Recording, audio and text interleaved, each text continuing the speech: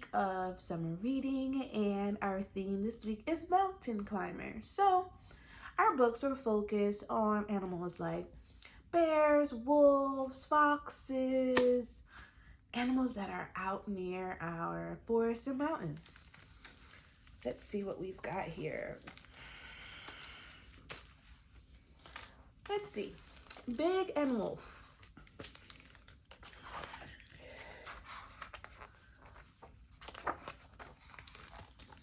Big Wolf and Little Wolf. Big Wolf lived alone under his tree at the top of a hill. It had always been that way.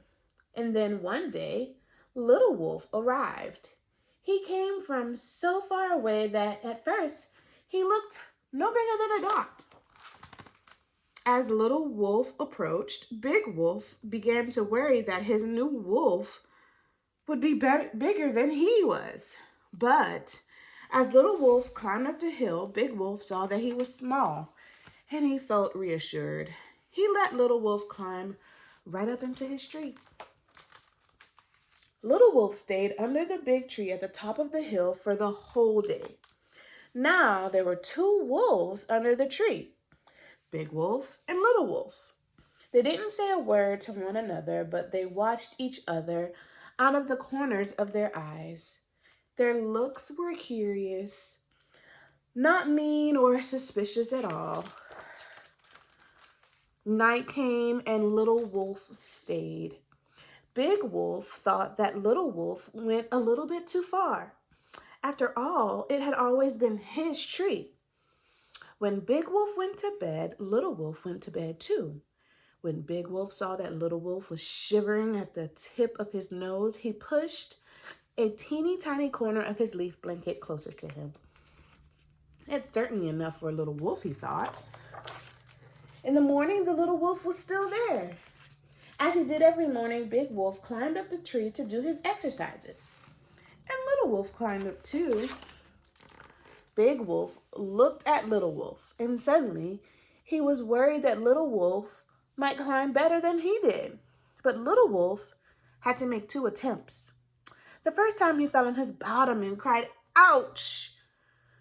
And he started to climb again. This Little Wolf is brave, thought Big Wolf, and he let Little Wolf climb up as high as he to do his exercises with him.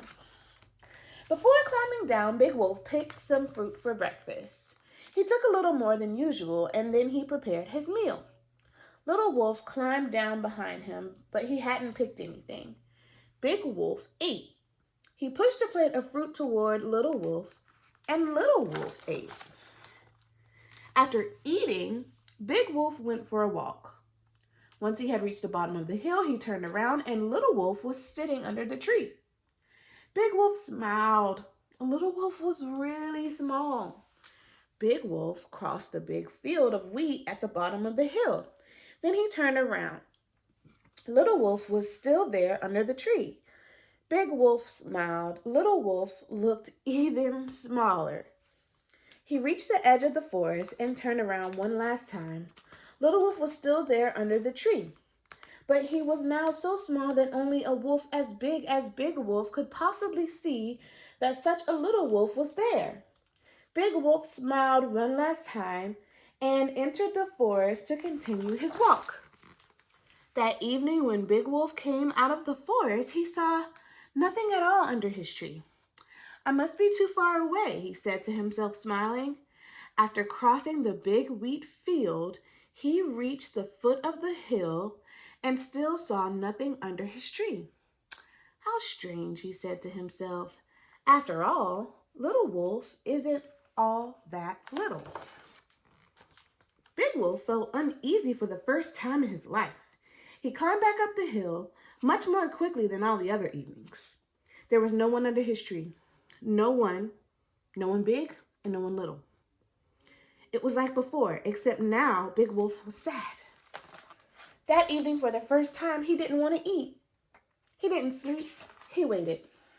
And for the first time, he said to himself, "That little one, indeed a very little one, has taken up space in my heart. A lot of space." So So in the morning, just like any other morning, Big Wolf climbed up his tree, but for the first time, he didn't do his exercises. He looked into the distance. Big Wolf looked for a long time into the distance and there was nothing at all. He told himself that he could wait longer for even a much longer time than he would have ever thought possible. Then as he waited, he began to think of all sorts of strange things. He thought that if Little Wolf returned, he would leave him a larger corner of his leaf blanket, a much larger one, and he promised himself that he would give Little Wolf as much to eat as he wanted. He also decided that he would let Little Wolf climb higher than he and follow him through all of his exercises, especially the special ones known only to him.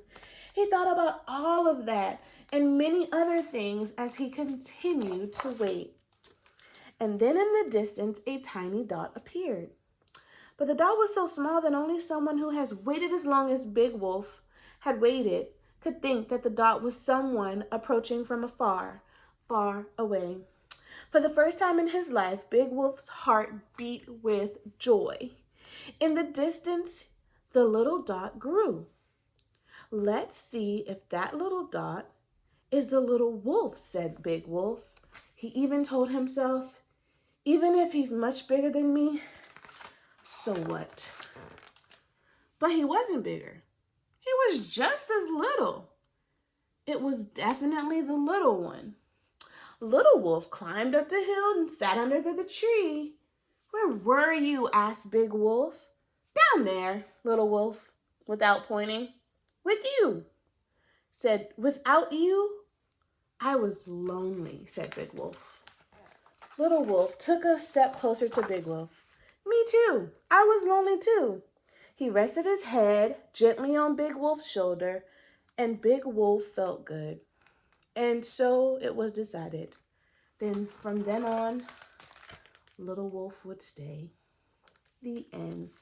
That was such a cool relationship between Big Wolf and Little Wolf. All right, so it's the last week of our Storytime Kid activities. And let's see what we've got here. We've got forest animal finger puppets. So you can cut these out.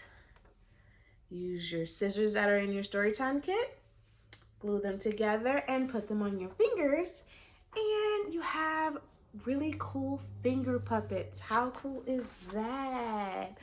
Thank you so much for hanging out with me this week and for the duration of summer reading. I really hope that you will tune in for more story times in the fall and have a great rest of your day. Bye!